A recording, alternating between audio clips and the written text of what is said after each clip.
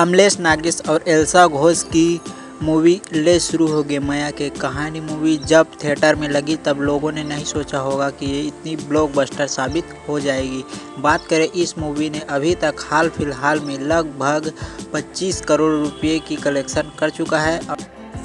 Top कमाई करने वाली मूवी के लिस्ट पर इस मूवी को भी जोड़ दिया गया है और साथ ही इससे मुकाबला करने के लिए छत्तीसगढ़ी एक और मूवी रिलीज हुई है जिसका नाम सरई है। छत्तीसगढ़ में पहली बार कोई हॉरर मूवी बनी है।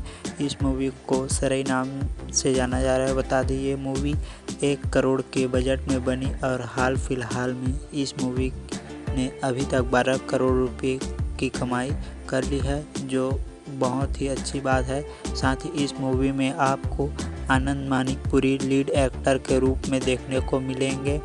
जो मूवी आनंद मानिकपुरी ने बनाई है उस मूवी का नाम सरई है और इस मूवी के डायरेक्टर भी वही हैं, प्रोड्यूसर भी वही हैं, साथ ही राइटर भी वही हैं। बता दें इस मूवी को डायरेक्ट करने के लिए डायरेक्टर न मिलने के कारण उसी ने इस मूवी को बनाया है।